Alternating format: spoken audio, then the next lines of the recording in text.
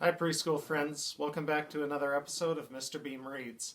Today we are reading one of my favorites, Caps for Sale, written and illustrated by Esfer Slobodkina, as read to you by Mr. Beam.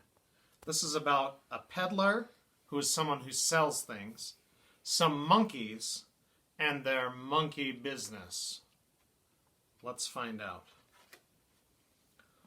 Once there was a peddler who sold caps. But he was not like an ordinary peddler carrying his wares on his back. Wares are the things you sell. He sells his caps. He carried them on top of his head. First, he had on his own checked cap. It's like a gray and black checkered cap. Then a bunch of gray caps. Then a bunch of brown caps. Then a bunch of blue caps. And on the very top, a bunch of red caps. He walked up and down the streets, holding himself very straight, so as to not upset his caps. As he went along, he called, "Caps! Caps for sale! 50 cents a cap!"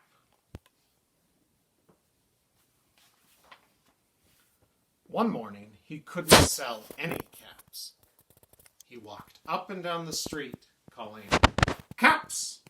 Caps for sale! 50 cents a cap!" But nobody wanted any caps that morning. Nobody wanted even a red cap. He began to feel very hungry, but he had no money for food. "I think I'll go for a walk in the country," said he, and he walked out of the town, slowly, slowly, so as to not upset his caps. He walked for a long time until he came to a great big tree. "That's a nice place for a rest," thought he. And he sat down very slowly under the tree and leaned back little by little against the tree trunk so as to not upset the caps on his head. Then he put his hand up to feel if they were straight. First his own checked cap, then the gray caps, then the brown caps, then the blue caps, and then the red caps on the very top.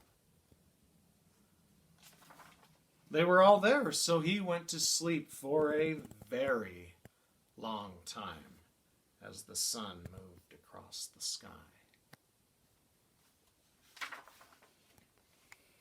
When he woke up, he was refreshed and rested.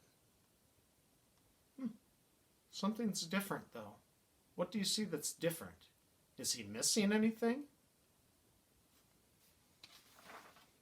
Before he stood up, he felt with his hands to make sure his caps were all in the right place, but all he felt was his own checked cap. Where did they go? He looked to the right of him. No caps.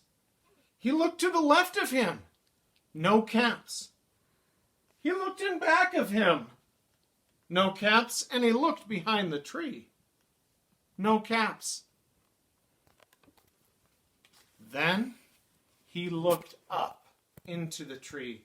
And what do you think he saw?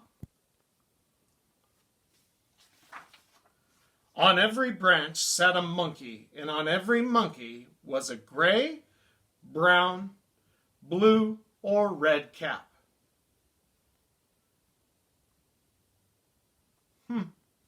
The monkeys took his caps. The peddler looked at the monkeys. And the monkeys looked at the peddler. He didn't know what to do. Finally, he spoke to them. "You monkeys, you," he said, shaking a finger at them. "You give me back my caps." But the monkeys only shook their fingers at him and said, "Zzz, zzz, zzz, zzz." This made the peddler angry. So he shook both hands at them and said, "You monkeys, you give me back my caps." But the monkeys only shook both of their hands back at him and said, "Zzz, zzz, zzz, zzz."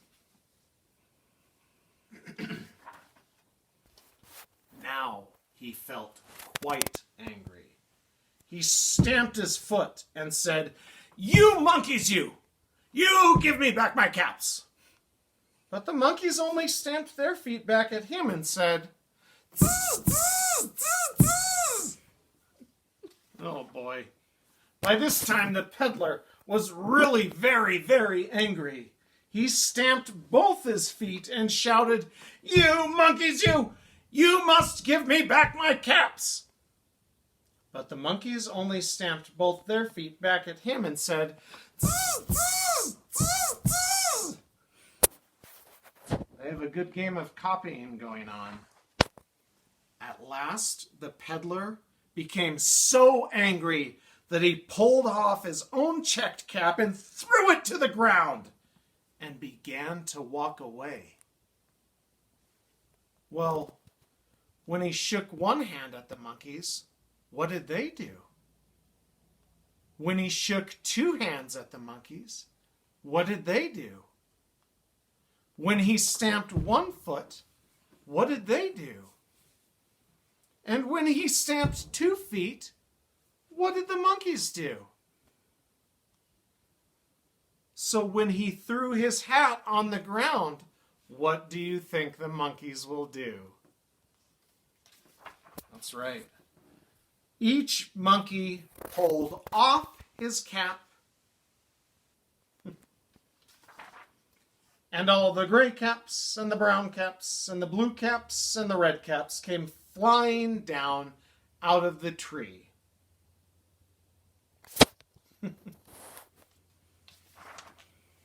So the peddler picked up his caps, put them back on his head, and then he checked his own checked cap, then the gray caps, then the brown caps, then the blue caps, and then the red caps on the very top. And slowly, slowly, he walked back into town calling, "Caps! Caps for sale! 50 cents a cap!"